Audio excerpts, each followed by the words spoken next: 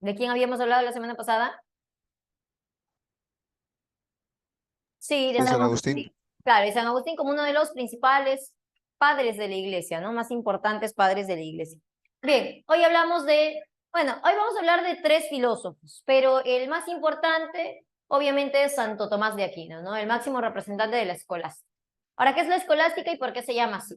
Si la patrística era la época de los padres de la iglesia, donde recién se está dando los fundamentos de la iglesia. A ver, ¿te acuerdas, San Agustín, de qué siglo era? Ah, San Agustín es del siglo mm, del siglo V. Claro, San Agustín es del siglo V. Te dije, ¿no? Vivía en una Roma recién dividida, ¿no? Roma se divide en el siglo IV. San Agustín todavía vive en el Imperio Romano, un Imperio Romano de Occidente ya dividido, ¿no? Bien, entonces en la escolástica obviamente ya se ha dado hace tiempo la caída del Imperio Romano de Occidente. eh, y pues se va a dar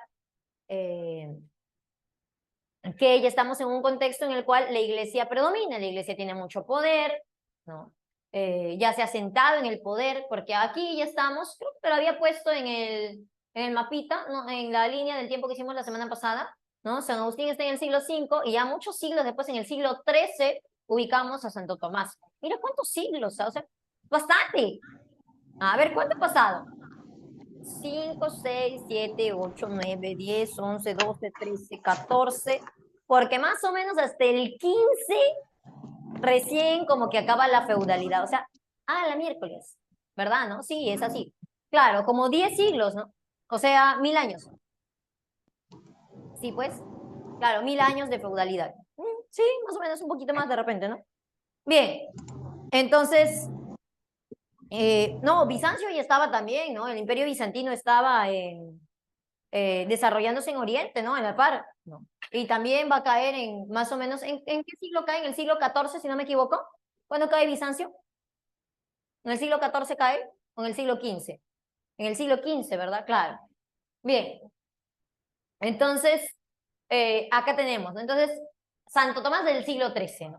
Entonces ya estamos en, obviamente, una iglesia muy poderosa, en el auge del sistema feudal, el sistema medieval, pero también tú sabes que toda sociedad cuando está en su auge está pronto a llegar a su decadencia, ¿no? El siglo XIII, siglo del auge, ¿no? Tenemos auge para el sistema medieval, el sistema feudal, que ya en el siglo XV va a llegar a su decadencia justamente con la caída del Imperio Bizantino, la caída de Constantinopla, ¿no? La toma de Constantinopla.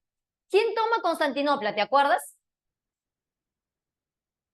¿Quiénes toman Constantinopla y generan pues esta caída del Imperio Romano? Los turcos otomanos. Entonces, son estos turcos otomanos los que en realidad no solamente ahí en la toma de Constantinopla estaban, sino que ya desde antes vienen teniendo presencia en Europa, ¿no? Entonces, vienen presentando estos intentos para dominar, ¿no? Para invadir Roma de Occidente, ¿no? Entonces, ya anteriormente, ¿no? Habían invadido, ¿no? Más o menos en el siglo XIII, justamente, empiezan a inicios del siglo XIII a invadir, se van por el norte de África e invaden la península ibérica y ahí se van a quedar asentados en la península ibérica, donde ahora es España, ¿no? La península ibérica, ese cachito de Europa, ¿no? Entonces, ahí se van a quedar los turcos otomanos, los musulmanes. De ahí que en esa parte, justamente España, Marruecos, que es África, ¿no? Ese límite entre África y España, son bastante musulmanes, ¿no? Si sabrás, de repente ves tus series de Netflix, ¿no? Ves ves, no sé, ves televisión. Ahí sale, pues. En las noticias, ahí hay mucho musulmán en España. ¿Por qué? Porque desde ahí, pues desde el siglo XIII, con la invasión de los turcos otomanos, o sea, los musulmanes, ¿no? Que invadieron esa zona y ahí se quedaron. Bien, entonces, ¿por qué mencionamos esto de la invasión de los turcos otomanos en la península ibérica? Justamente en el siglo XIII, ¿no? Cuando aparece la filosofía de Santo Tomás. Es bien importante, porque los musulmanes, algo muy importante de forma cultural, ellos habían desarrollado, como sabes, han desarrollado una cultura muy prolija, muy importante, pero algo también importante en el ámbito filosófico es que ellos habían conservado los textos originales de los filósofos griegos antiguos. Platón, Aristóteles, los más antiguos, los presocráticos, habían conservado los textos originales, algo que en Occidente la Iglesia no lo había permitido. Muchos libros habían sido quemados, ¿no?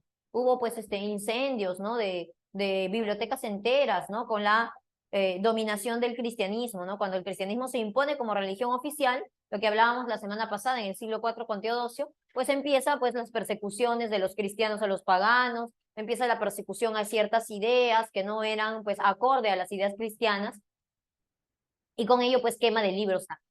Entonces se perdió mucho el pensamiento griego, ¿no? Ahí en Occidente.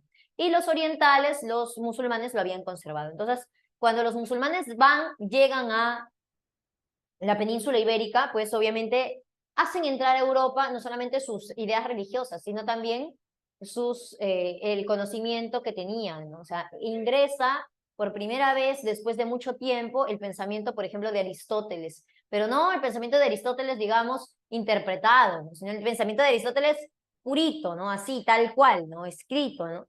Claro, ahora también había un traductor en la época, un traductor turco bastante conocido, que es el señor Averroes, era un médico de la época, un médico medieval. No sé si alguna vez habrás escuchado el nombre de Averroes, pero bueno, Averroes era, digamos, el principal traductor de Aristóteles. Él traduce, ¿no? Traduce la obra de Aristóteles y lo presenta bajo su filosofía del averroísmo, ¿no? Entonces, por ejemplo, recordemos, ¿qué decía Aristóteles? Aristóteles decía, ¿cómo es el alma? ¿Te acuerdas? El ser es la sustancia.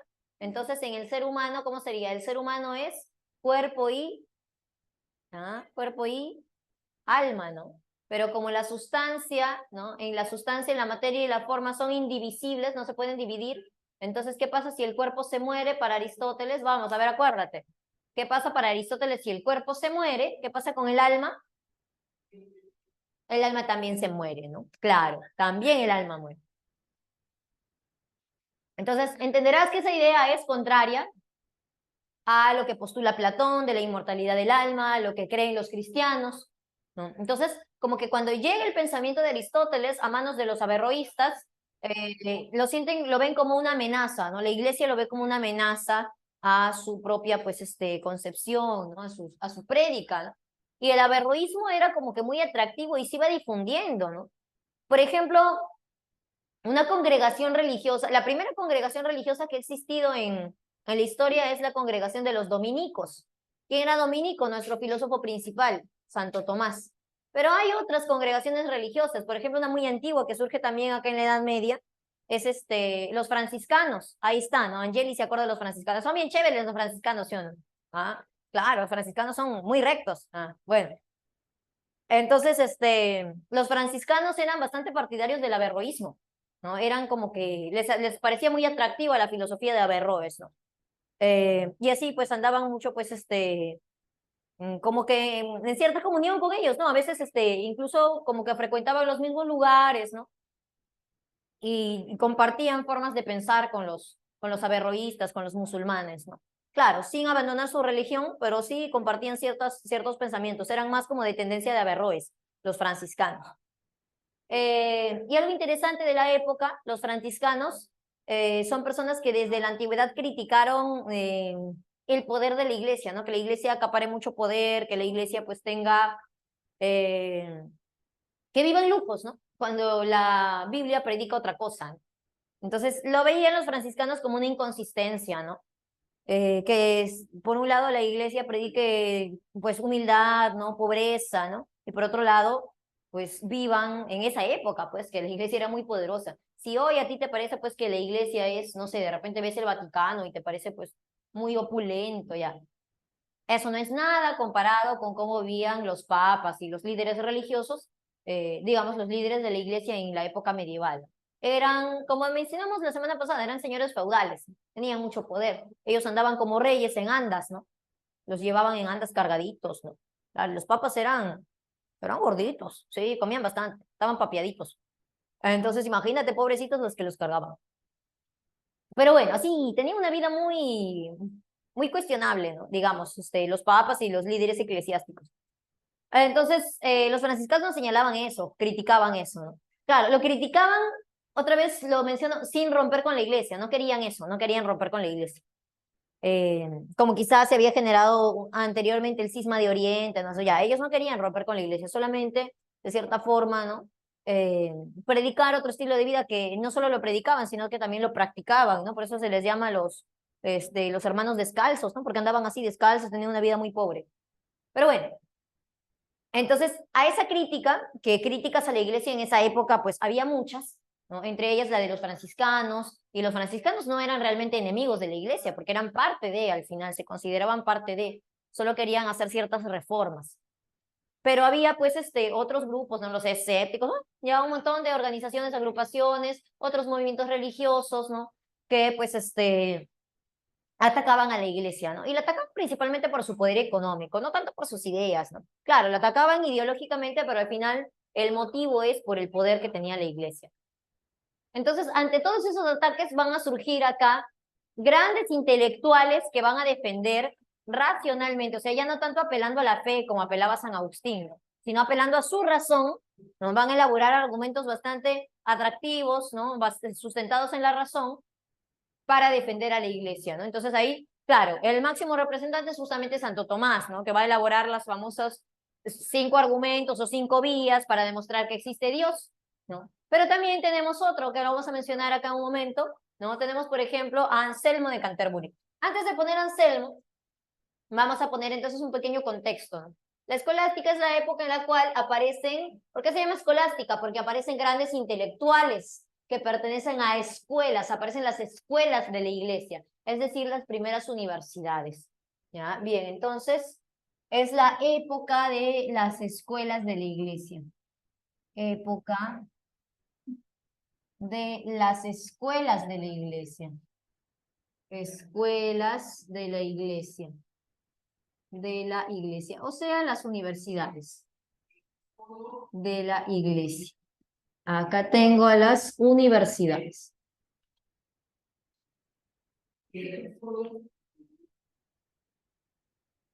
Ahí están, las escuelas de la iglesia o universidades, ¿no?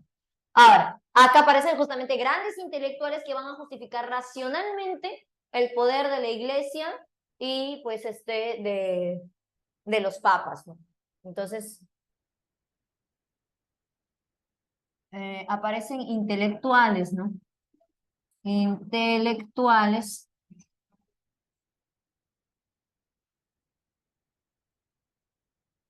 que justifican el poder de la iglesia. Justifican el poder de la iglesia.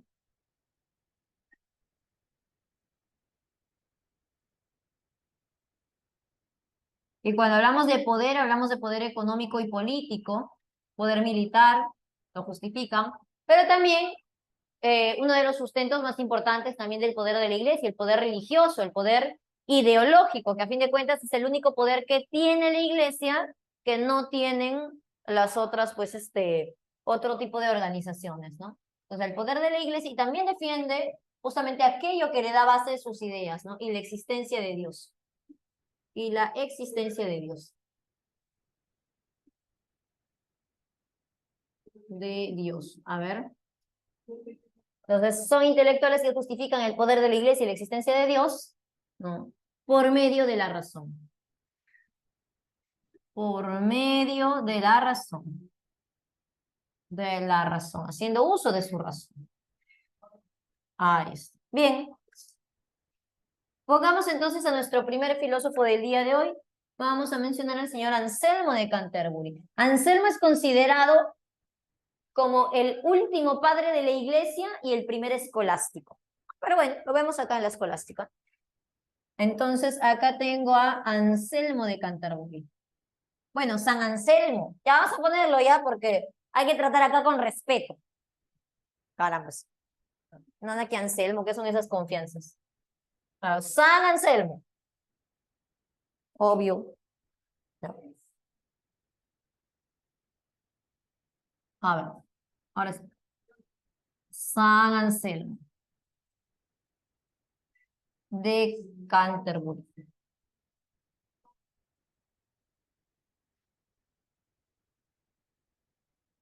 Ya está. San Anselmo es conocido por presentar la prueba ontológica, ¿no? La prueba ontológica acerca de la existencia de Dios. Así se llama la prueba ontológica. Ontológica. ¿Qué es ontológico? Ontológica. A ver, ¿te acuerdas? ¿Qué es ontológico? Hacer una ontología es hacer un análisis acerca de ¿qué? Muy bien, un estudio, un análisis acerca del ser.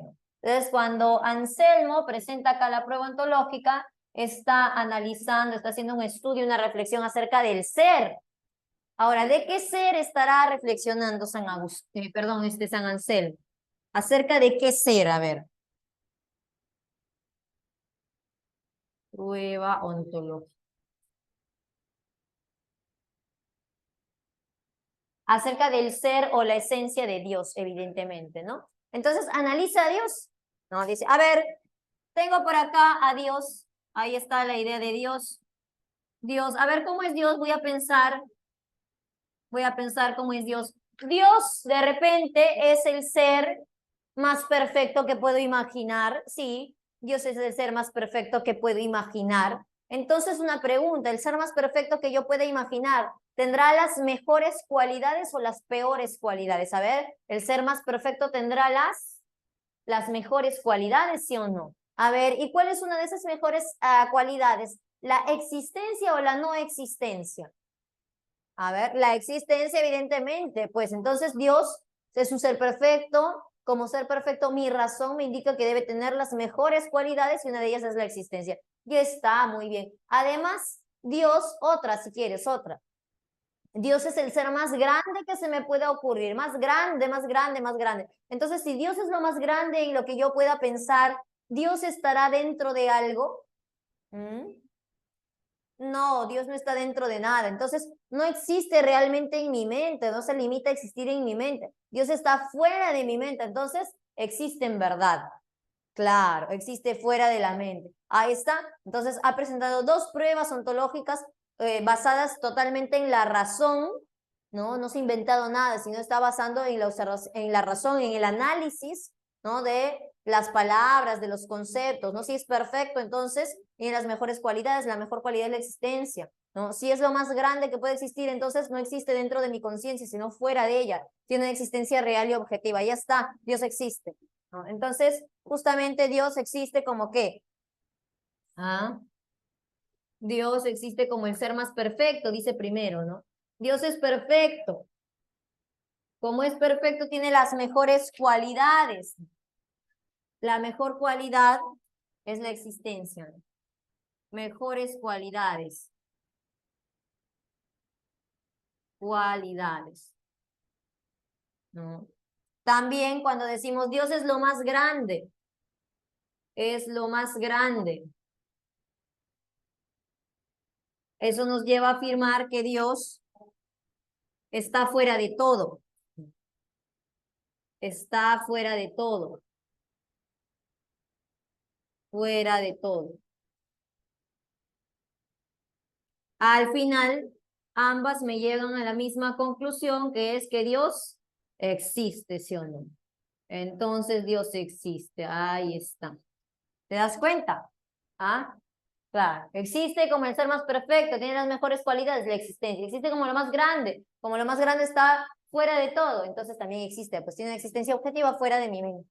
Ahí está. Entonces, esas son las pruebas ontológicas de Anselmo de Canterbury. ¿Por qué se le llama ontológicas? Porque está analizando el ser de Dios. No se basa en la experiencia, se basa solo en la razón. ¿Ya? Entonces vamos a colocarlo por acá. Estas son pruebas que solamente, ¿no?, se basan en la razón. Se fundamenta, vamos a decir, solo en la razón. Solo en la razón.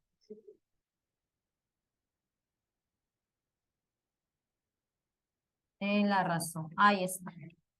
Bien, ahora sí, chicos, vamos a pasar a hablar de nuestro filósofo de hoy, ¿no?, que es Santo Tomás de Aquino. El doctor angélico, así le decían a Santo Tomás. Así le dice la iglesia, el doctor angélico. Santo Tomás de Aquino.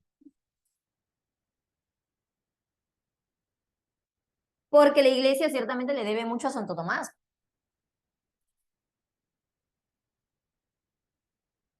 A ver. Ahí está. Entonces, ¿qué dice Santo Tomás? Vamos a presentar algunas tesis. Hay que empezar diciendo que Santo Tomás es aristotélico. Te decía que los musulmanes trajeron el pensamiento aristotélico, principalmente predominaban las traducciones de un señor llamado Averroes, ¿no? Entonces, estas traducciones de Averroes no eran tan favorables al cristianismo, evidentemente eran más favorables a la religión musulmana. Entonces, lo que hace la iglesia es permitir a los curas de la época que puedan estudiar Aristóteles, bajo la condición de que cristianicen a Aristóteles, ¿no? Claro, entonces, que presenten el pensamiento de Aristóteles como algo, pues, concordante con las ideas cristianas, ¿no? De tal manera, o sea, se llegó tanto a cristianizar a Aristóteles, que justamente siglos más tarde, siglo XV, siglo XVI, vamos a ver cómo no es posible que nadie contradiga a Aristóteles, ¿no? O sea, se toma a Aristóteles como un dogma. Todo lo que dice Aristóteles es dogma, así como todo lo que dice la iglesia, ¿no? Por ejemplo, el modelo del universo, ¿no? Que eso lo vamos a ver justamente en el Renacimiento, ¿no? Para Aristóteles el modelo del universo era la Tierra es el centro, ¿no? Y el Sol que gira a su alrededor. Entonces, eso de ahí era bastante favorable para el cristianismo. Porque claro, si el hombre es el centro de la creación, entonces el lugar donde vive el hombre es el centro del universo. Le iba muy bien, le calzaba pues perfecto al cristianismo. Y por eso se quedaron con muchas de las propuestas de Aristóteles, ¿no? Claro, la teoría geocéntrica.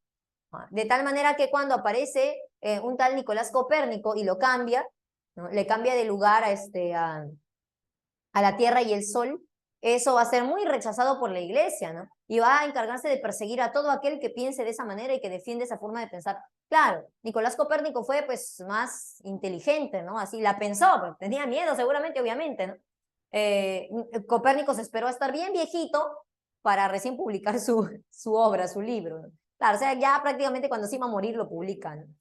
Claro, para que ya no lo maten, no lo manden a la Inquisición, que obviamente ya existía para esa época, ¿no? Entonces, al que sí lo mataron después fue un señor, un renacentista llamado Giordano Bruno, ¿no? Bueno, por decir ciertas cosas, ¿no? Entre ellas, defender el modelo de Copérnico, ¿no? Al señor Giordano Bruno, que era un cura también, un cura renacentista, lo quemaron vivo. Pero bueno, ya en su momento hablaremos de ello cuando hablemos del Renacimiento. Ahora estamos acá. No, creo que la próxima semana ya nos toca hablar del Renacimiento, ¿no? Entonces, vamos viendo cómo ciertas cosas se conjugan, ¿no? Entonces te decía, ¿no? Se toma en esta época a Aristóteles como si fuera un dogma. Todo lo que dice Aristóteles es un dogma, así como si fuera la Biblia, así, ¿no? Entonces, ¿por qué? Porque Santo Tomás de Aquino, entre otros intelectuales de la época, pero sobre todo él, con mucha potencia, ¿no? Va a lograr cristianizar el pensamiento aristotélico, ¿no? Bien, a ver, vamos a partir por acá. Partimos por la teoría política de Aristóteles. ¿Qué decía Aristóteles en cuanto a la política? ¿Cuál es la labor del Estado? A ver si te acuerdas. Para Aristóteles, la labor del Estado, ¿cuál es? ¿Para qué sirve el Estado? A ver, acuérdate, ¿para qué sirve el Estado según Aristóteles? ¿Es un estorbo? ¿Es algo bueno? ¿Es algo malo? ¿Mm? ¿Para qué sirve?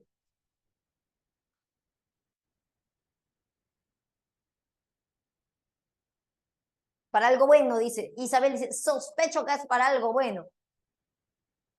A ver, te ayudo. ¿Te acuerdas para Aristóteles cuál era el fin máximo de la vida del hombre? ¿Por qué estamos aquí? ¿Cuál es el fin? Muy bien, la felicidad. Por ahí Carlos ya me dice, ¿no? Plantea un estado donde se practique el justo medio. Sí, y justamente para que se practique el justo medio, ¿para qué? Para alcanzar la felicidad. Ahí está. Entonces, la labor del Estado, el trabajo del Estado es organizarnos de tal manera que seamos felices. Simplemente eso, ¿no? Que nos permita alcanzar la felicidad a todos y cada uno de los seres humanos que habitamos, ¿no? En ese lugar y bajo las órdenes de ese Estado. Entonces, eso dice Aristóteles. ¿Qué dice Santo Tomás de Aquino? Tomás de Aquino dice, es cierto lo que dice Aristóteles. Los estados tienen por misión resguardar nuestras almas, resguardar todo lo que se hace dentro, ¿no? De la organización estatal para que todos seamos felices, ¿no? Ahora, eso es el estado, pues los estados, ¿no? Particulares, ¿no? Las naciones, si quieres, ¿no? Pero hay un estado diferente que no es exactamente un solo pues, país, una nación, si quieres, ¿no? Hay un estado, o no es un solo reino, ¿no? Usando los términos de la época. Hay un estado que está presente en todas partes. que claro, tendrá pues su zona predominante, pero está presente también dentro de cada feudo, que es lo que se manejaba en esa época, ¿no? ¿Cuál es ese estado? Es la iglesia. La iglesia en esa época es un estado. Recuerda lo que te decía, ¿no? Como el papa va como un rey, entonces el papa es una especie de monarca y pues la iglesia es una forma de estado, ¿no? Una organización estatal. No solo una organización estatal, no es una cualquier organización estatal, es una muy importante, dice Santo Tomás. Entonces, volvemos a lo que decíamos hace un momentito. El Estado permite la libertad, ¿no? Perdón, sí, la libertad y la felicidad nos permite alcanzar la felicidad. Sí, esa es la labor del Estado, permitirnos alcanzar la felicidad. Ahora, el Estado llamado iglesia nos permite alcanzar la felicidad. ¿Esa es su misión? Sí, es su misión. Pero a diferencia de los otros estados, cuya misión solo es permitirnos alcanzar la felicidad acá en esta tierra, en este mundo, la labor de la iglesia es preservar tu alma, cuidarla, para que cuando fallezcas seas libre, pero no acá, sino ¿dónde? ¿Ah? Allá sí o no, en el reino de los cielos por la eternidad. O sea, imagina ser feliz por siempre. ¿Ah? Entonces Santo Tomás te pregunta, a ver, ¿cuál será más importante? A ver, ¿cuál te importa más? ¿Ser feliz un ratito en esta vida pasajera o ser feliz por siempre? ¿Ah? ¿Qué te importará más? ¿Ah? ¿Qué será mejor? ¿Ser feliz un ratito o ser feliz por siempre? Claro, eternamente, por siempre, ¿no? Entonces, ¿quién garantizaba eso? La iglesiación. Por eso la iglesia debe estar por acá, por encima de cualquier otro estado, ¿no? Claro. Entonces, ¿qué es lo que dice por acá justamente Santo Tomás de Aquino, ¿no? Él defiende el poder de la iglesia, ¿no? Defiende que la iglesia sea muy poderosa. ¿Y cómo así? Porque claro, imagínate pues, te diría Santo Tomás, ¿no? Imagínate que un estado, a ver, un estado más para el oriente, ¿no? De repente, Alemania, ¿no? Los reinos germánicos de esa época, ¿no? Entonces, de repente, un reino germánico bastante alejado, que está ya más para oriente, desea, pues, hay un líder ahí, un señor feudal en ese reino feudal, perdón, claro, en ese reino alemán, le indica a sus siervos que ya no vayan a misa, que ya no vayan a rezar, que en su casa nomás pueden rezar porque no necesitan ir a un espacio, ¿no? Como la iglesia para estar rezando, ¿no? Sino que en su casa nomás pueden rezar, hablar con Dios, ¿no? Ya, de repente alguien les dice eso, ¿no? Como te decía, un señor feudal, un líder, ¿no? En cierto lugar alejado de Alemania, ¿no? De los reinos alemanes. Entonces, la iglesia, ¿qué va a pensar ante eso? Obviamente está mal, ¿sí o no? Porque para la iglesia, perdón, ya. Porque para la iglesia es imposible hacer eso, pues, ¿cómo vas a decir que la gente ya no vaya a las iglesias a rezar, ¿no? ¿Quién me va a dar mi diezmo a mí para empezar? Claro, tienes que ser más consciente, pues ¿cómo vas a decir eso a la gente, que no vaya a la iglesia? No, sí tienen que ir a rezar, a arrepentirse de sus pecados y ahí pagarme justamente para el perdón de sus pecados. ¿No? Claro, así piensa la iglesia, ¿no? Entonces, la iglesia, como decía Santo Tomás, ¿no? Santo Tomás dice, ¿no? Como la iglesia es la que al final se encarga de la felicidad eterna del hombre, entonces, ¿qué va a hacer? Pues, como la iglesia está por acá, es superior porque se encarga de la felicidad eterna, entonces la iglesia tranquilamente puede llevar sus ejércitos que son muy grandes y aplastar acá a este estado, a este reino que esté incumpliendo pues con las reglas cristianas, ¿no? Con los valores cristianos. Por eso acá con Santo Tomás aparece el concepto de guerra justa, que podemos atacar, podemos dominar al otro si es que da muestras si es que da muestras pues de querer romper con la iglesia, de querer faltar a los mandamientos, a las normas del cristianismo, ¿no? Entonces, si aparece una persona así, ¿no? O no solo una persona, ¿no? Un estado, un grupo, ¿no? Que quiere atentar contra los intereses de la iglesia, ¿no? Como la iglesia hace que te vayas al cielo, entonces la iglesia tiene el completo poder, ¿no? De dominarte, ¿no? De mandar sus tropas y dominarte. Ah, interesante, ¿no? Entonces, Santo Tomás justifica eso, ¿no? Santo Tomás que dice que la iglesia es más importante, ¿no? Eh, entonces, por acá vamos a poner, ¿no? Que justifica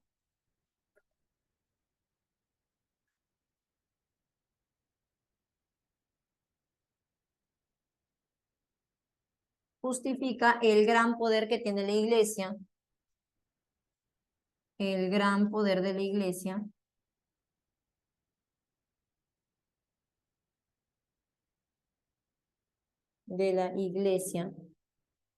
sobre los estados,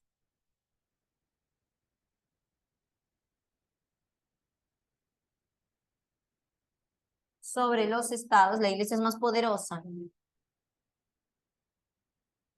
ya que, claro, lo justifica,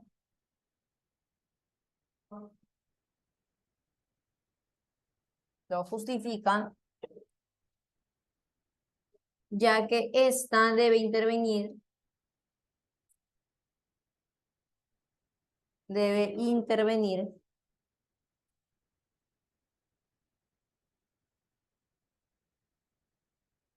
a ver, ya que ésta debe intervenir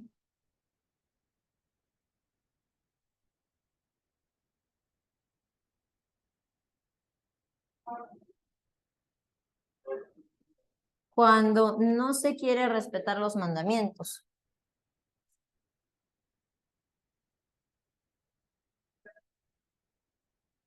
Respetar, vamos a poner, las normas de Dios.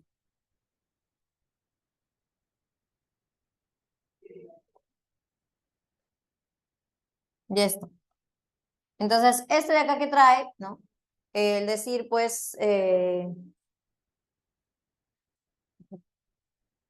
acá, ¿no? Claro, que la iglesia debe intervenir cuando no se quiere respetar las normas de Dios. ¿Qué me está diciendo? Está diciéndome que ay, se justifica la guerra justa. Acá entonces se acuña el término guerra justa. La guerra justa. Ahí está. Bien. A ver, chicos. Ahora sí. Ya, antes que nada, no, acá esto, ¿no? Vamos a decir, ¿no? Justifica el poder de la iglesia, el gran poder de la iglesia. ¿Qué es lo que decía, no? Es lo que te decía esto de acá, lo criticaban los franciscanos. A los franciscanos no les gustaba que la iglesia tenga tanto poder. Sin embargo, al final, pues, Santo Tomás logra, pues, convencernos racionalmente o convencer a la gente racionalmente de que la iglesia sí debe tener el máximo poder, ya que la iglesia es la que nos da la felicidad, ¿no? Ah, a ver, señorita, me indican que el brillo no deja que se vea la pizarra, no sé si se podría corregir. A ver, yo mejor ya no me meto en esas cosas porque yo malogro. A ver, vamos a ver si. Ahí está, creo, un poquito más. Ahí está, perfecto, ya está, listo. Ahora sí también ya me veo, ¿no? Porque estaba como un espectro yo. Ya. Como un Teletubby, dicen. Ah, ya, como el Teletubby Sol. Ah, ya.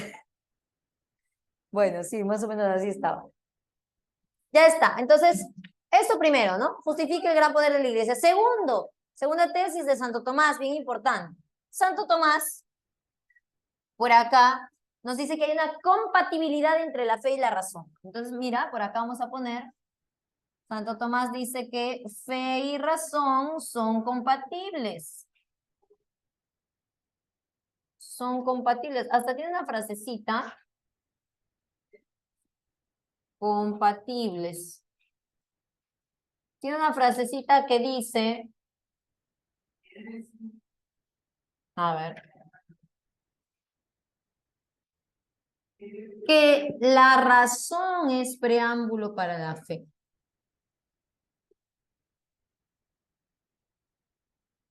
Es preámbulo para la fe.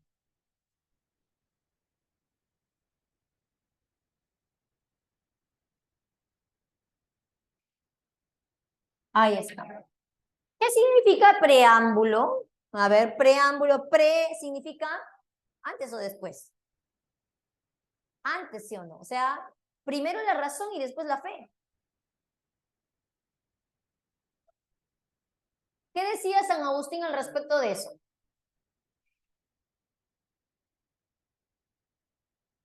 ¿Mm? ¿Qué decía San Agustín al respecto de eso? ¿Estaba de acuerdo? Primero la razón y luego la fe. No, ¿sí o no? San Agustín decía al revés. Claro. Para San Agustín, la razón era sierva de la fe, creer para entender, ¿no? La razón debe servir la fe. O sea, primero creo gracias a la fe y ya después lo explico con la razón. En cambio, ¿qué dice Santo Tomás? No es necesario tener fe, dice Santo Tomás. Tú puedes creer por la razón. O sea, si no tienes fe, normal, tú eres ateo, así te han educado, eres una persona muy crítica, muy cuestionadora, bueno, tranquilo, no te preocupes. No necesitas tener fe en Dios para recién conocer sus verdades. Puedes llegar a las verdades de Dios por medio de la razón. Es como que son dos caminos, pero que al final se juntan. Pues son dos caminos que me llevan a la misma verdad. Así que no vayas a decir, ojo, no vayas a decir que Santo Tomás postula las dos verdades, porque eso no es cierto. Para él no hay dos ni tres verdades. La verdad es, ¿cuántas verdades hay para él? A ver, acá que dice una, ¿no? Una verdad. La verdad es una sola. Bien. Entonces, la verdad es una sola. Justamente Dios con todas las verdades que nos puede dar. Claro, para San Agustín, esas verdades Dios nos les pone en nuestra alma por medio de la iluminación. En cambio, para Santo Tomás, esas verdades de Dios nosotros podemos hallarlas racionalmente, ¿no? Ahora, también podría ser por medio de la fe, no hay problema, ¿no? Pero, claro, este es el camino fácil, ¿no? Este es el camino fácil. Digamos, ese es el camino fácil, acepto nomás, ya está. Bueno, fácil, fue fácil. Y ese es el camino difícil, la razón. Si no quieres, aceptar por aceptar, razonarás y llegarás a esa conclusión. Bien, entonces empezamos por acá justamente con las razones, con los motivos, con los argumentos que Santo Tomás presenta para decirme que Dios sí existe y que debemos creer en Él, ¿no? No por fe, sino por razón, ¿no? Si no tienes fe, no importa, como decía, ¿no? Lo que importa es la razón. Entonces vamos a poner por acá, colocamos las famosas 5 vías para demostrar racionalmente la existencia de Dios. A ver. Entonces acá aparecen las 5 vías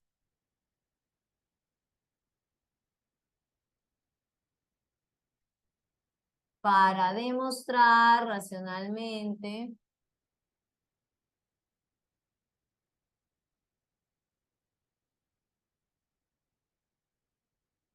a ver, más rayita.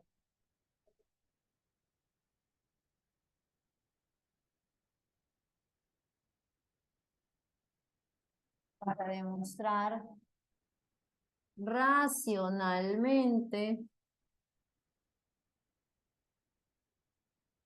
la existencia de Dios.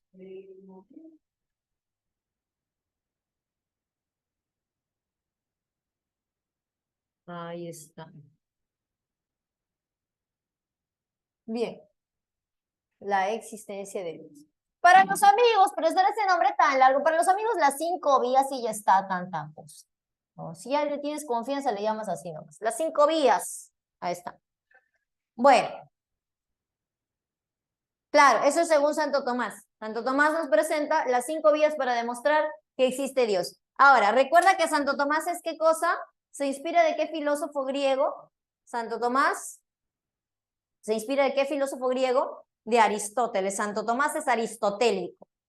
Como aristotélico que es Santo Tomás, pues también las 5 vías van a tener la influencia de Aristóteles. A ver, ¿qué decía Aristóteles? Aristóteles decía, el conocimiento inicia por...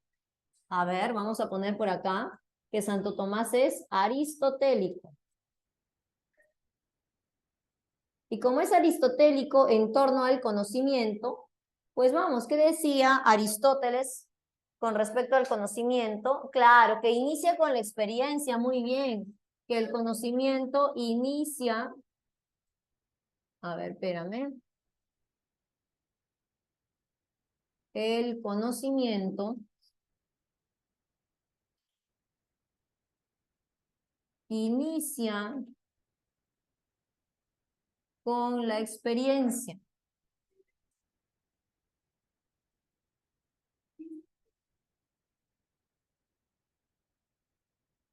Bien, inicia con la experiencia y ya después procedemos, ¿no? A acomodar, interpretar, a comprender por medio de la razón, ¿no? Bien, entonces vamos a ir planteando, chicos, vía por vía desde la primera vía. Uy, a ver acá, quiero un amarillito. Ya está. Desde la primera vía, que es la vía llamada del movimiento. A ver, hay que recordar acá algo que ya hemos trabajado con Aristóteles. ¿Te acuerdas nuestro dibujito de las bolitas? A ver, ahorita te vas a acordar, ¿no?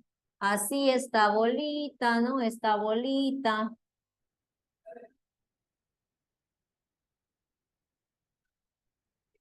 Que se mueve, que la otra se mueve y que la otra se mueve. Ahí está. ¿Te acuerdas de esto o no? Esto lo hicimos con Aristóteles. A ver, voy a sacar de ahí mi cabezón. Sí, te acuerdas, lo hicimos con Aristóteles. ¿A qué conclusión llegamos?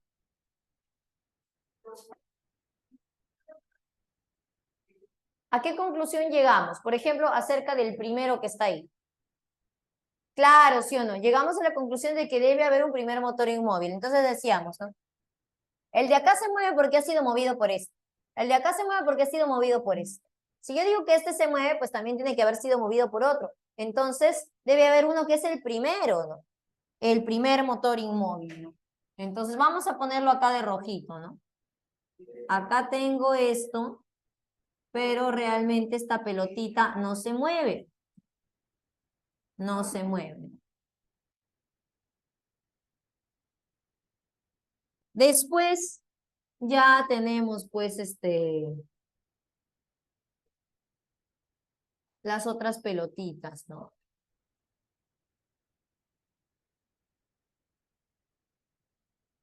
Claro, recordemos que habíamos llegado a la conclusión de que no puede haber un motor, perdón, de que debe haber un motor inmóvil. ¿Por qué?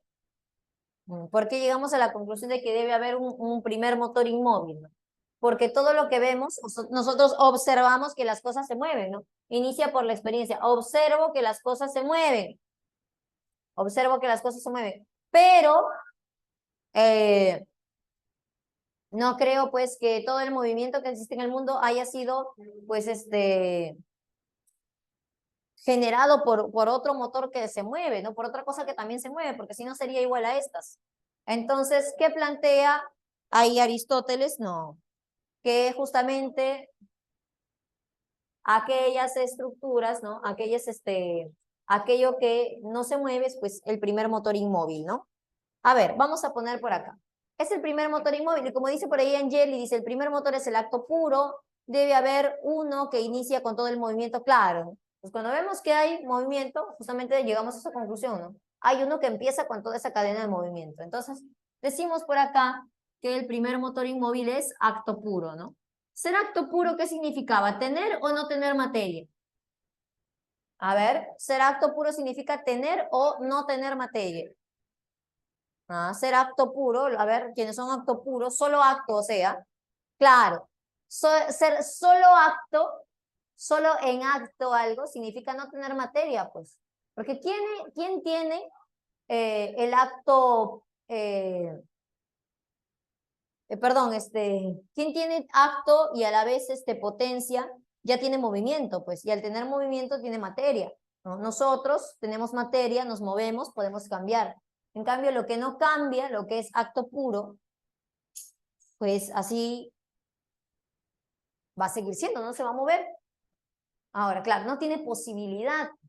Al no tener posibilidad, no tiene, eh, no tiene potencia, ¿no? Es acto puro. Y por eso concluimos acá, como es acto puro, entonces viene Santo Tomás y dice, bueno, ya está. Conclusión. Conclusión de la vía del movimiento. Primero, debe haber,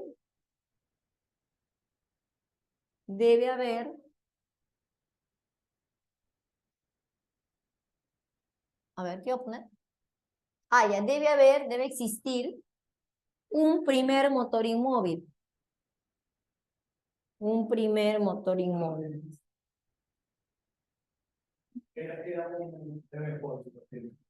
Ahí está.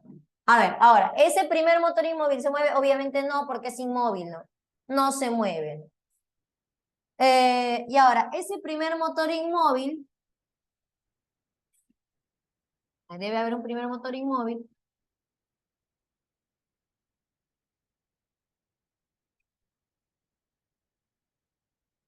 Ahí está. Ese primer motor inmóvil, pues, es el que genera el movimiento de todos los demás. Ahora, debe haber un primer motor inmóvil, ¿qué más? Ese es justamente acto puro, ¿no? Vamos a ver, por acá, comita le vamos a poner, que es justamente acto puro.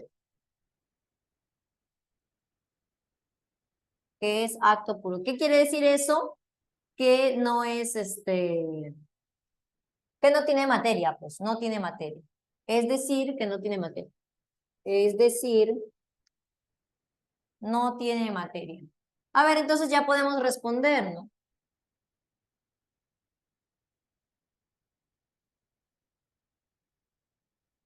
Ah, claro, no tiene materia. Entonces, ¿quién será?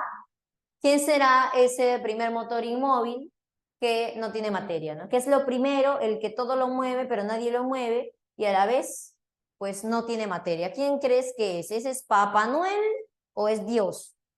Claro, sí o no. Es Dios. Entonces, Dios es definido por acá como el primer motor inmóvil. Dios es el primer motor inmóvil.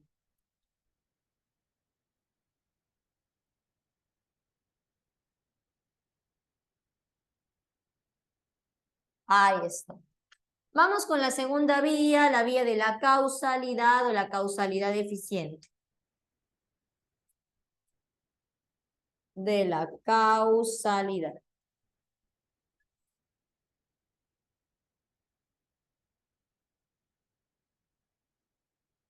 A ver, toda cosa que existe en el mundo tiene una causa. Por ejemplo, esta botella, ¿no? Que esta botella esté aquí entre mis manos es por una causa, ¿no? Porque de cierta forma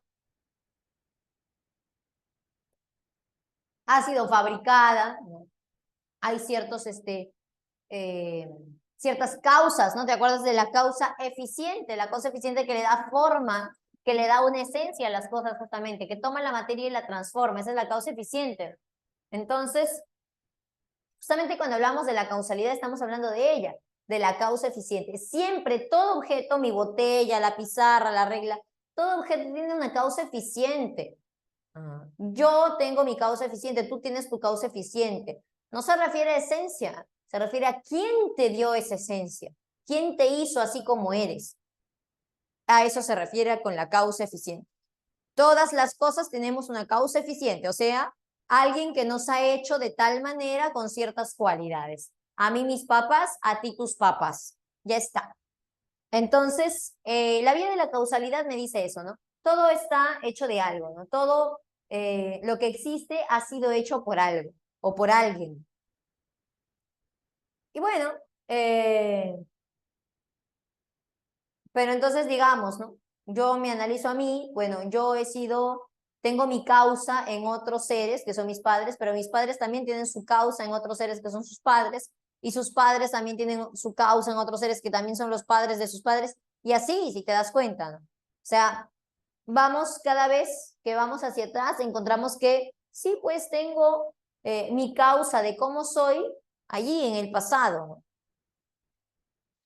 Claro, sí o no, más atrás, ¿no? Entonces, ¿qué nos hace pensar? ¿Qué nos hace pensar? Que debe haber en algún momento una primera causa eficiente, ¿sí o no? El primero que ha causado a los demás, pero que nadie lo ha causado, ¿no? Entonces, la vía de la causalidad me dice que toda cosa tiene una causa eficiente. Toda cosa tiene una causa eficiente. Recuerda que eficiente es aquel que hace las cosas. Eficiente. Toda cosa tiene una causa eficiente. Entonces, ¿no? Debe haber una primera causa eficiente. ¿Y ese quién es nuevamente? ¿Ese quién es la primera causa eficiente? Debe haber una primera causa eficiente.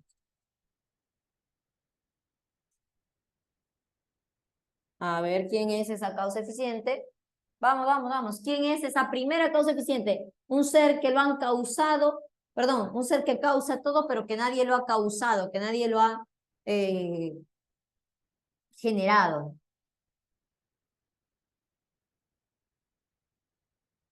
Debe haber una primera causa eficiente.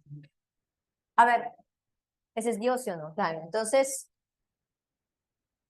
Dios lo hace todo, pero nadie lo hace a Dios. Dios crea todo. Vamos a poner así. Dios es la causa incausada. Es la causa incausada. Él causa todo lo demás, pero a él nadie lo causa. A ver, vamos ahora con la tercera vía. La vía de la posibilidad y la contingencia.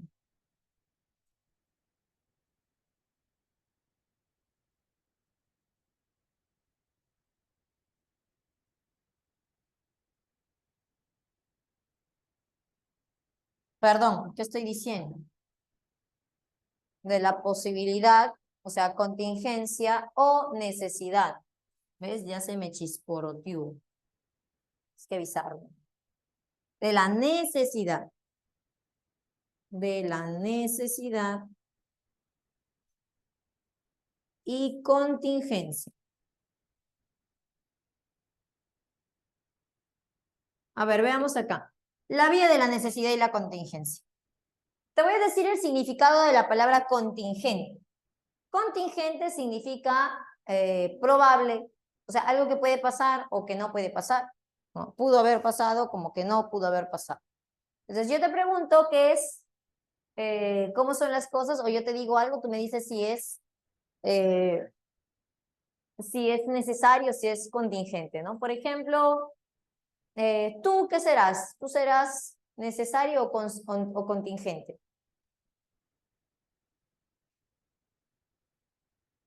Habla pues. ¿Tú qué eres? ¿Tú eres un ser necesario o un ser contingente? Claro, eres un ser contingente porque pudiste haber existido como que no. Tus papitos de repente, ¿no? Ese día, ¿no? Se usaban pues algún método, ¿no? O no se veían, ¿no? Entonces ya pues no estabas aquí. Claro. Entonces tu existencia es contingente. No es que sí o sí pues tienes que existir. Es contingente. A ver un ratito. Ya. A ver. Entonces, no solo tú, sino las cosas, mira a tu alrededor, las construcciones, los edificios, las cosas que te compras, la comida, claro, todo el mundo al final es contingente, hasta los cerros, por más antiguos que sean, en algún momento empezaron a existir, o sea, pudieron haber existido como que no. Todo es contingente, claro, el mundo es contingente. Entonces, si todo lo que existe en el mundo es contingente, pues estamos diciendo que pudo haber existido como que no, entonces ya existe ahora, entonces digamos su existencia un momento era una posibilidad, era potencia, ¿te acuerdas de eso, no? Su existencia en algún momento era potencia y ahora ya se hizo acto ahora sí. Ahora la pregunta es, de cuando no existía hasta ahora, ¿no? Que ya existe, pues ya se hizo acto, claro, lleva un tiempo de existencia, ¿no? Pero imagínate que por acá donde está mi mano, esta mano, aquí está justamente el punto de partida de las cosas, ¿no? O sea, aquí empiezan a existir las cosas contingentes. De aquí para adelante existen las cosas contingentes. Y de aquí, al otro lado, ¿qué habría? A ver, si acá empiezan a existir las cosas contingentes, Entonces, de acá hacia atrás, claro, no hay nada, pues. No hay nada. Si empiezan a existir, sí, si empiezan a existir las cosas contingentes, me asusté, ¿no? Entonces, antes del inicio de las cosas contingentes, pues no hay nada. Claro, pero uno se pone a pensar, a ver, pero ¿cómo así que no hay nada si ahora es evidente que las cosas existen? Entonces, ¿de dónde salieron las cosas? De la nada no puede ser. De la nada, porque de la nada, pues no sale nada, como tú sabes, ¿no? Entonces, si de la nada nada sale, tuvo que haber, claro, ahí lo dice Angeli, ¿no? Tuvo que haber algo, ¿no? Ya, algo o alguien, eso está mejor. Todavía no me hables de creador. Antes decíamos, ¿no? Acá está el punto de partida de las cosas contingentes. Entonces, antes tuvo que haber algo o alguien. Ese algo o alguien, ¿cómo era? Era también, al igual que las cosas contingentes, su existencia era solo una probabilidad o debió ser una necesidad. No, pues ese ser no era contingente, ese ser era necesario, o sea, su existencia es necesaria, sin posibilidad a cambios. Es un ser que no tiene la posibilidad de cambiar, de ser otra cosa, de convertirse en otra cosa. ¿Ah? ¿Y quién crees que es ese ser otra vez, no? El patito Juan, que obedece a sus papás, o Dios. ¿Es Dios, sí o no? Claro. Entonces ahí lo vamos a poner. El argumento de la necesidad de contingencia es que todo lo que existe en el mundo es contingente, ¿no? Todo lo que existe es contingente. Lo que existe es contingente. Por tanto, en algún momento no existían. Claro. Por tanto, hubo un momento en que no existía. Momento en que no existía. No existía. Pero es evidente que ahora las cosas existen. Es evidente que ahora las cosas existen. Sin embargo, vamos a poner por acá, sin embargo,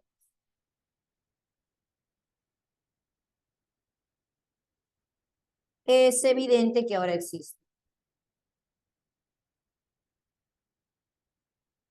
Que ahora existen, existen. Por tanto, a ver, por tanto, lo contingente, lo contingente debe provenir de algo, ¿de qué tipo? ¿De algo así igualito contingente o qué? De algo necesario. Necesario. Ese algo necesario es Diosito, pues, ¿no? Entonces, concluimos que Dios es un ser necesario, ¿no? Dios es el ser necesario. Necesario. A ver, chicos, entonces voy a necesitar más pizarra. Te pido que le tomes foto a la primera parte, por favor, para poder borrar esa primera parte, ¿no? A ver, yo voy a bajarlo así un poquiticho, poquiticho, poquiticho. Ya está, creo que ya le puedes tomar foto, pero no presionar nada. Vamos, vamos, tómale de una vez, ya está. Uy, tómale foto. Chicos, ya está. Listo, perfecto. Ahí está, ¿no? Ya se ve todo. Bien, entonces voy a borrar solo esta primera parte. Solo la primera parte de acá. ¿Ya? Ya me basta el trapicho. Acá está. Bien.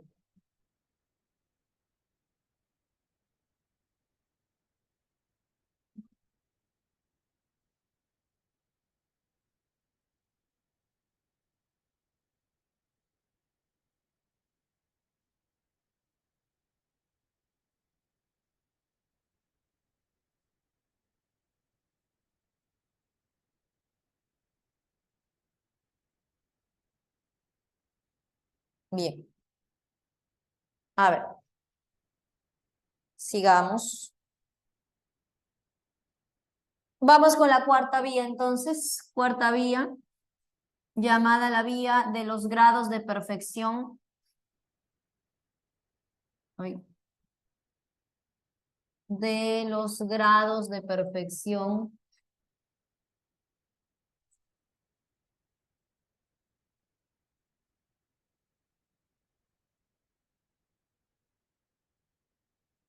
Perfección. A ver, chicos, vamos por acá. Le voy a poner algunos ejemplos para que podamos comparar y finalmente vas a hacer un razonamiento analógico. O sea, tienes que hacer analogía nomás acá, es bien simple. Por ejemplo,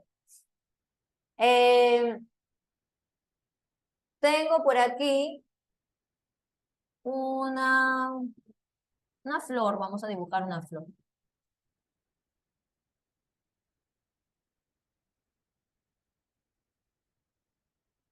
Bueno, digamos que esa es una flor.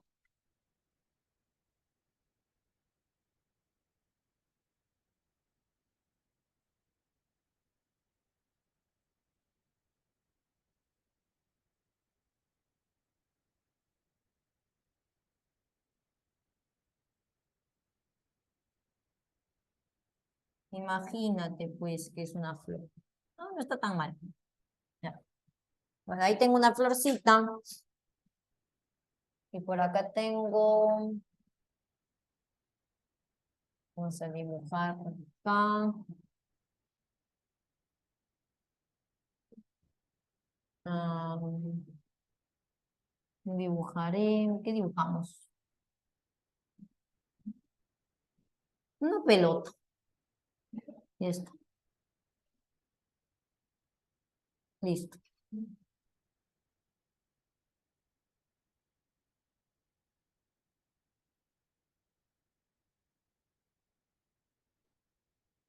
A ver, vamos a ver si la captas, ¿no?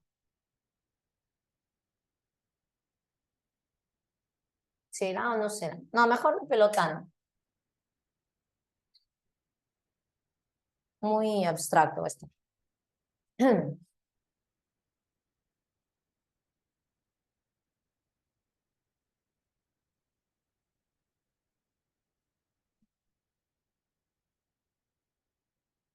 Voy a dibujar un pez, no, un caramelo.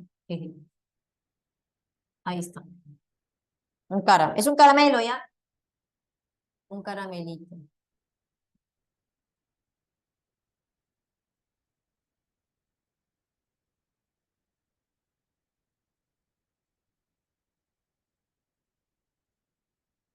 Ya está. A ver, bueno, ya hice una flor, en fin. A ver, yo te pregunto, ¿cuál de las dos, la flor o el caramelo, es más dulce?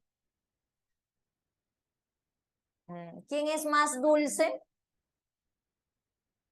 Hoy habla. El caramelo, evidentemente, profesora, yo chupaba flor de niñito y era dulce. El caramelo, oye, nada que la flor. Caramelo. Flor comen las tortugas. ¿Cómo vas a comer flores? Ya, bueno, el caramelo es evidentemente más dulce, pues claro, las flores no son dulces para empezar. ¿No? Hay algunas, ¿no? Pero no estés chupando flores. Entonces el caramelo es más dulce. Vamos a poner acá, es más dulce. Más dulce. Y este es menos dulce.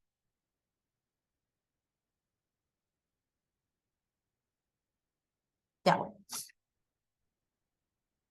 ¿Por qué uno es más dulce y el otro es menos dulce? A ver, dime la respuesta más evidente que se te puede ocurrir. ¿Por qué el caramelo es más dulce? Por su composición, ya. ¿Qué composición tiene el caramelo? ¿Qué tiene en su composición? Tiene una gran cantidad de azúcar, ¿sí o no? Claro. Y la flor no, pues no tiene esa gran cantidad de azúcar. De repente tiene, pero muy poquito, ¿no? La glucosa, ¿no? También genera sus azúcares, ¿no? Pero muy bajito. En cambio acá es mucho más cantidad de azúcar, ¿no?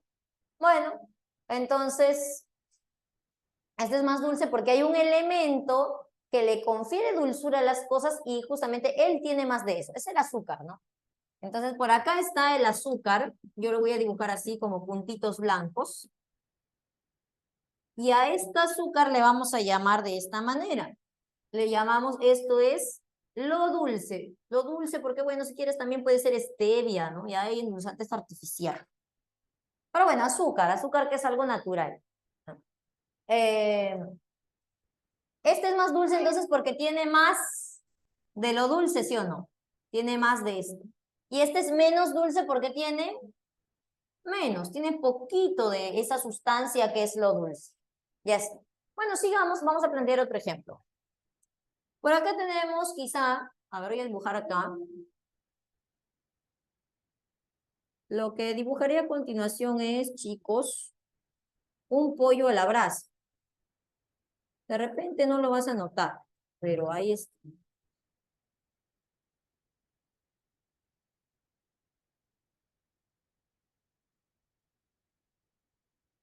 Uy, ¿qué le pasó? No, así no es, ¿no? El pollo de Chernóbil. Así más o menos, ¿no? Ya, bueno. Ah, su cabeza no está, pues ya se fue. Bueno, ahí está, ¿no? Ah, imagínate que es así. Es un pollo abstracto. Y está justamente, está en el horno, pues está en las brasas. Ahí está su palito, está dando vueltas ahí incrustado en las brasas. A ver, por otro lado, por acá voy a dibujar una torta de cumpleaños. Una tajada de pastel. Ahí está.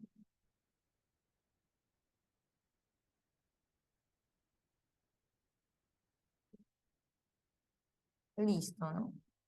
Una tajada de pastel de cumpleaños. Ahí está.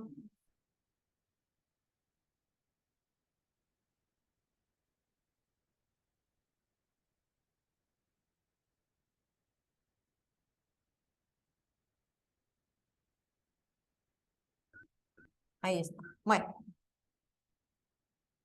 ¿cuál es más caliente? A ver, chicos. Yo apoyo con esteroides. Así nos dan en la pollería, pues. Bueno, ¿cuál es más caliente? ¿El pollo o la tortita de cumpleaños que te han servido en un platito?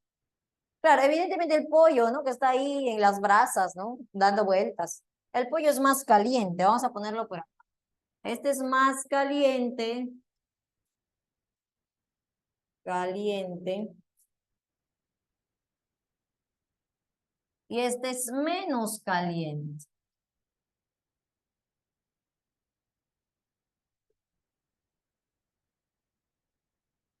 Otra vez la pregunta y responde lo más evidente, ¿no? ¿Por qué el pollo es lo más caliente o mejor dicho, por qué el pollo está más caliente y este menos caliente? Me dicen, bueno, porque el pollo está mucho más cerca al fuego. Bien, buena respuesta, Sion. Y el fuego es algo que denominarías, a ver, si el azúcar es lo dulce, ¿cómo llamarías al fuego? Voy a ir dibujando al fuego.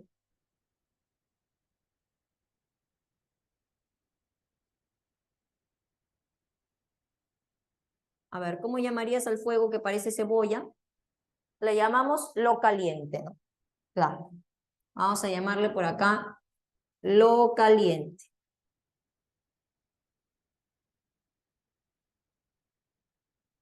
Entonces acá,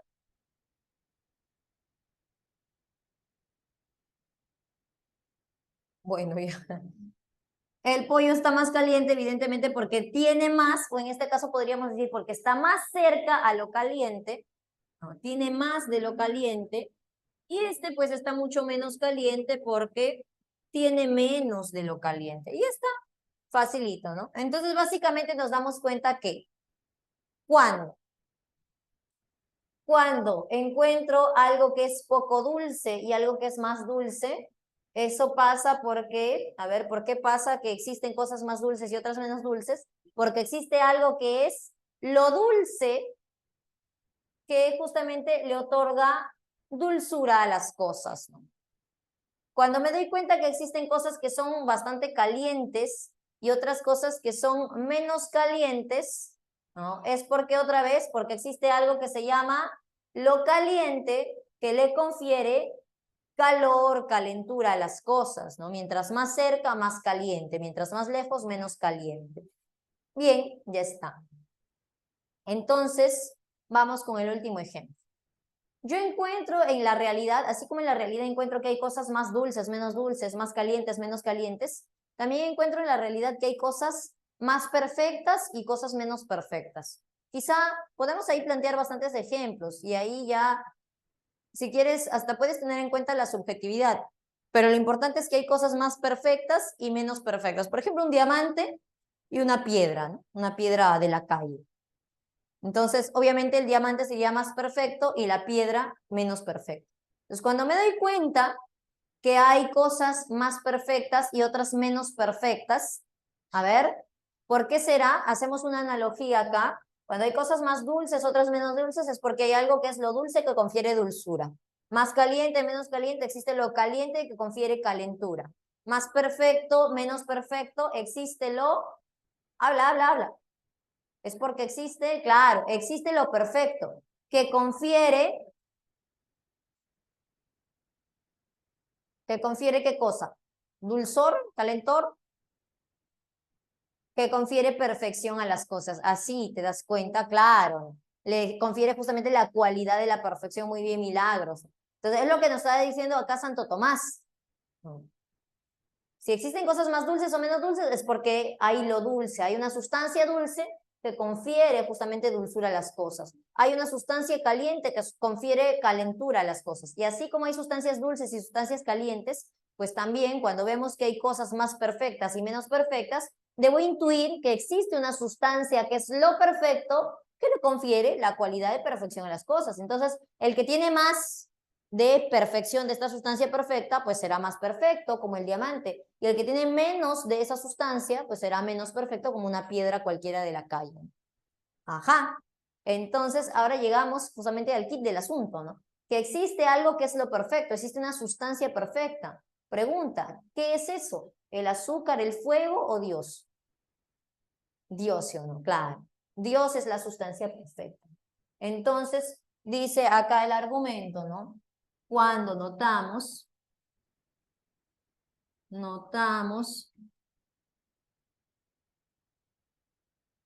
que existen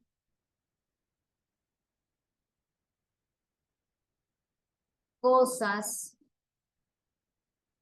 más y menos perfectas,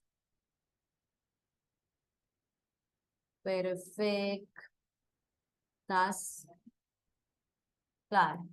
Concluimos que debe existir una sustancia perfecta. Concluimos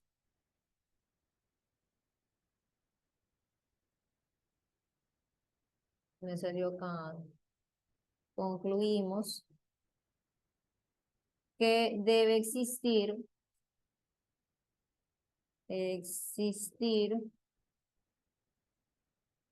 una sustancia perfecta y ese evidentemente es Dios, ¿no? Sustancia perfecta. Entonces acá justamente concluimos que Dios es el ser perfecto, ¿no? Dios es el ser perfecto. Ahí está. Bien, cuarta vía y vamos a acabar con la última vía. A ver, la última vía es la vía del fin u orden del mundo, ¿no? Vamos a poner acá. Del fin, está bien, u orden del mundo. Fin no significa fin de que se acaba el mundo, fin de finalidad. ¿Cuál es la finalidad del mundo? U orden del mundo.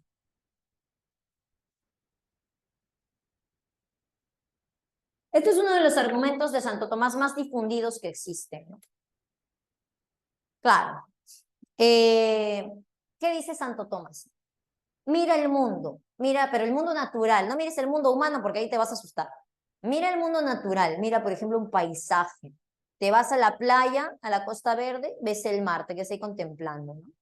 Claro, no las personas, como ya te dije, ¿no? Es un caos, ¿no? Pero un día de invierno, por ejemplo, ¿no?